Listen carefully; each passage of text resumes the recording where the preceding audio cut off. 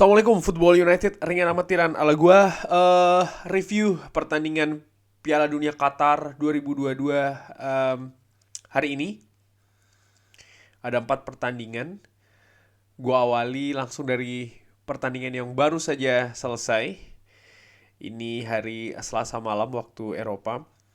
Prancis menghadapi Australia. Prancis yang datang ke Qatar dengan banyak pemain cedera. Di awal pertandingan, Australia langsung berusaha untuk ambil inisiatif dan berani ambil kendali. Bahkan di menit ke-10 sudah unggul duluan. Tapi setelahnya, Prancis perlahan ambil kendali, pressing juga semakin bagus, dan menyulitkan Australia, ditambah aliran bola juga semakin lancar. Ketajaman lini depan dari pemain Prancis menurut gua juga cukup baik, sehingga bahkan di babak pertama mereka sudah mampu membalikkan keadaan yang tadinya mereka tertinggal di menit ke-10. Di babak pertama selesai Prancis, skuad Les Bleus ini unggul 2-1 melalui Adrien Rabiot dan juga Olivier Giroud yang mendapatkan umpan atau assist dari Adrien Rabiot. Setelahnya di babak kedua Perancis tampil sangat-sangat dominan, bahkan akhirnya mampu menambah 2 gol lagi dari Kylian Mbappe dan juga dari Olivier Giroud, menutup pertandingan partai pertama skuad Les Bleus 4-1. Kemenangan yang menurut gue penting, ini partai pertama di grup menghadapi Australia yang memang tadi juga terlihat menurut gua perbedaan kualitas itu terlihat ya. Kualitas secara individu maupun secara kolektif dari Australia dan juga Prancis. Ini adalah statistik pertandingan tadi, expected goals 4 berbanding 0, 4 gol. Dan ya, Prancis bisa mencetak 4 gol. Ball possession unggul telak, total shots luar biasa. Sangat-sangat dominan, 23 total shots. Dan menurut gua kalau tadi seandainya pemain Prancis lebih tenang sedikit saja, sangat mungkin gol tadi bisa lebih dari 4. Passing Prancis sangat-sangat dominan dari jumlah passing, walaupun akurasi passing dari Australia juga cukup bagus. Tapi menurut gua ya mereka kalah dominan. Prancis lebih menguasai jalannya pertandingan walaupun sempat tertinggal lebih dulu. Duels mereka memenangkan dengan sangat telak Prancis, dan menurut gua ini juga salah satu kunci kenapa mereka bisa sangat menguasai atau dominan di pertandingan tadi. Setelah Prancis, sebentar gua akan ke pertandingan yang lain, yaitu adalah Polandia menghadapi Meksiko. Meksiko lebih menguasai possession, menguasai permainan, hanya menurut gua kurang tajam dalam mengkonversi momentum maupun peluang. Polandia sendiri menurut gua lebih sporadis dalam menyerang dan terlihat kurang kolektif, walaupun Polandia tadi sempat mendapatkan peluang yang sangat-sangat besar melalui titik penalti. Robert Lewandowski gagal menaklukkan Ochoa. Ochoa mampu membaca penalti dari Lewandowski. Guillermo Ochoa ini memang kiper kawakan yang menurut gue excellent di turnamen-turnamen besar kenegaraan bersama Meksiko. Gue inget bagaimana Belanda pun juga pernah menghadapi tangguhnya Ochoa di Piala Dunia Brazil. Dan tadi Ochoa juga menunjukkan kembali kebolehannya ya dalam membaca penalti. Setelahnya Meksiko masih terus lebih banyak menguasai bola, tapi tetap kurang tajam di depan. Begitupun juga serangan Polandia, serangan baliknya ini juga sering sekali tidak tuntas karena end passing yang buruk. Keputusan juga sering sekali yang tidak tepat ya. Kadang harus diumpan tapi di shooting, kadang harusnya diumpan tapi justru di dribbling. Seperti yang gue bahas di preview, kalau Polandia ini berada di turnamen besar, mereka ini tidak secara utuh menurut gue timnya, tidak secara kolektif, lebih ke penampilan individu. Dan ini menurut gue yang terlihat jelas tadi di pertandingan pertama ketika menghadapi Meksiko. Sementara Meksiko yang secara kolektif lebih bagus daripada Polandia, tapi ya mereka kurang tajam di depan sehingga tidak ada gol yang tercipta. Ini statistik pertandingannya, expected goal Meksiko bahkan di bawah 1, tapi mereka sangat dominan dengan ball possession. Total shots mereka juga unggul jauh, 11 berbanding 6 dibandingkan dengan Polandia. Nah, yang menarik adalah passing akurasi. Polandia buruk, hanya 71%, sementara Meksiko jauh lebih baik di angka 83%. Yang menarik adalah bagaimana Polandia ini lebih banyak memenangkan duel. Dan menurut gua mayoritas duel yang dimenangkan adalah di daerah pertahanannya sendiri. Meksiko sangat kesulitan untuk bisa menembus pertahanan dari Polandia. Pertandingan selanjutnya yang gua review adalah Tunisia menghadapi Denmark. Christian Eriksen bermain dan menjadi sentral serangan Denmark. Tempo tinggi di babak pertama dan juga di babak kedua membuat pertandingan ini enak untuk ditonton menurut gue.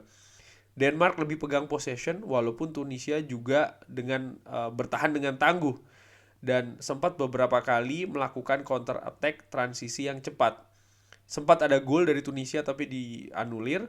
Kedua tim juga mengalirkan bola dengan cepat di sepanjang babak pertama dan juga babak kedua ya, sehingga seperti gue katakan pertandingan tadi cukup enak untuk disaksikan. Passion atau semangat dari pemain Tunisia ini menurut gue bisa mengimbangi keunggulan teknis dari para pemain Denmark. Di babak kedua pun juga sama, Tunisia bertahan dengan ketat, lebih banyak mengandalkan serangan balik. Denmark terus berusaha membongkar pertahanan dari Tunisia. Peluang demi peluang, momentum demi momentum didapatkan dari kedua tim, Denmark dan juga Tunisia, tapi tidak ada yang berhasil dikonversi. Begitupun juga serangan balik dari Tunisia ini sering tidak paripurna atau tidak tuntas. Salah passing, salah keputusan, ataupun juga shoot yang tidak akurat. Sehingga akhirnya pertandingan selesai 0-0. Menurut gua ini hasil yang baik bagi Tunisia, di mana di pertandingan tadi, di awal pertandingan ya, mereka tidak diunggulkan sebenarnya bahkan untuk mengimbangi Denmark, tapi kenyataannya semangat, passion dari para pemain Tunisia yang tanpa kenal lelah mengejar bola. Dan kondisi fisik tadi menurut gue terlihat memang menurun ya dari kedua tim. Banyak cedera ya kan, banyak kram dan lain-lain, menunjukkan memang ya konsekuensi Piala Dunia yang berlangsung di tengah kompetisi yang sedang berjalan. Ini adalah statistik. Sebenarnya expected goal dari Denmark cukup tinggi loh, 1,6, tapi tidak ada yang berhasil dikonversi. Ball possession mereka unggul telak ya, mereka menguasai possession, tapi total shots Tunisia lebih banyak ya. Tunisia lebih banyak, tapi yang on target hanya 1 dari 13 gol ya. Mereka tidak tajam, mereka tidak akurat menurut gue, tidak klinikal. Passing akurasi juga berbeda cukup jauh, di mana Denmark 84% berbanding Tunisia 75%. Duel Swan banyak dimenangkan oleh Tunisia, seperti gue katakan, yang mereka sangat bersemangat, sangat tinggi passionnya, sehingga mampu mengimbangi kekurangan teknis menurut gue ringan amatiran dari para pemain Denmark, sehingga ya skor pertandingan berakhir dengan 0-0. Nah, sekarang kita ke pertandingan yang menurut gue sangat luar biasa. Sebelumnya gue ucapkan terima kasih Sobat Football United yang sudah gabung live komenterinya tadi antara Argentina menghadapi Saudi Arabia. Argentina mengawali laga dengan baik, mengontrol possession, bahkan mendapatkan penalti cukup cepat ya, 1-0 bisa dikonversi dengan baik oleh Lionel Messi. Setelahnya Saudi Arabia ini tampil solid dan juga fokus. Dan ini menurut gue membedakan penampilan dengan wakil Asia yang lainnya, yaitu adalah Iran dan juga Qatar, di mana kedua tim tersebut tampil demam panggung sehingga sangat banyak kesalahannya ya. Sementara tadi Saudi Arabia justru sebaliknya, mereka tampil percaya diri, mereka tampil tenang dan juga rapi. Tidak banyak melakukan kesalahan, utamanya di lini belakang. Hervé Renard, pelatih dari Saudi Arabia ini berani menginstruksikan pemainnya untuk tidak parkir bus atau bertahan. Walaupun di atas kertas Argentina ini unggul secara kualitas, baik itu individu maupun juga kolektif.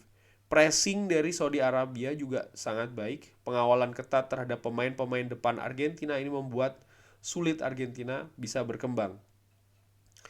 Di babak pertama, Saudi Arabia sering bisa menguasai bola, menguasai possession, tapi sering kebingungan juga ketika masuk ke sepertiga akhir dari Argentina. Baru pada babak kedua diperbaiki dan langsung bisa mencetak gol di menit-menit awal babak kedua 1-1 di shot pertama bahkan dari Saudi Arabia, karena di babak pertama tidak ada shot sama sekali.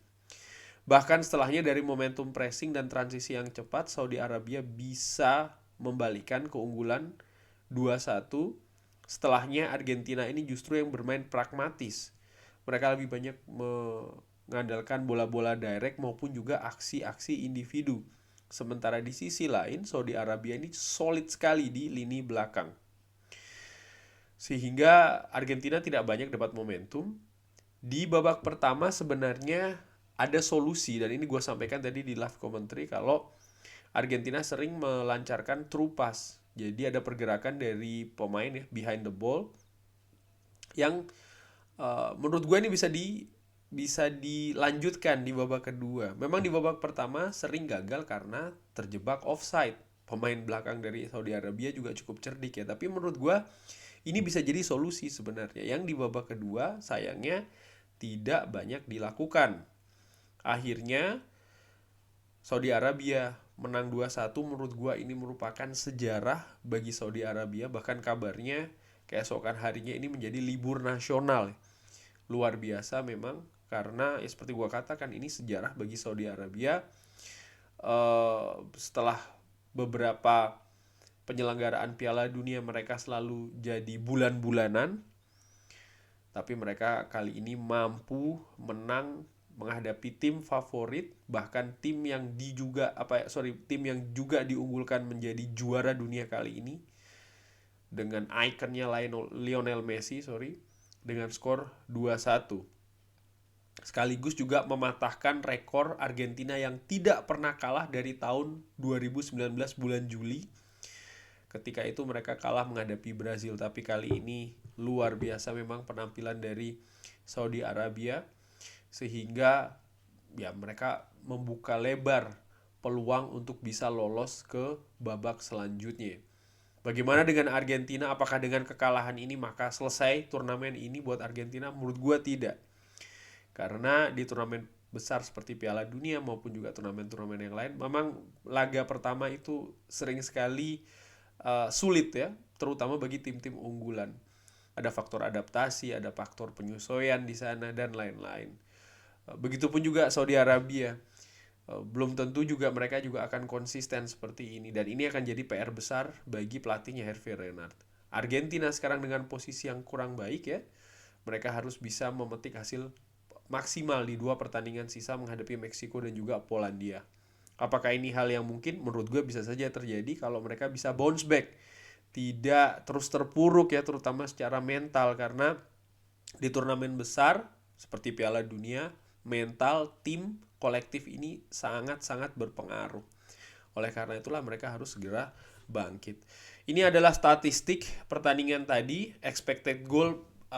Bahkan sebenarnya Argentina ini ada 2, Saudi Arabia bahkan hanya 0,15 ya, tapi justru mereka mampu mencetak 2 gol.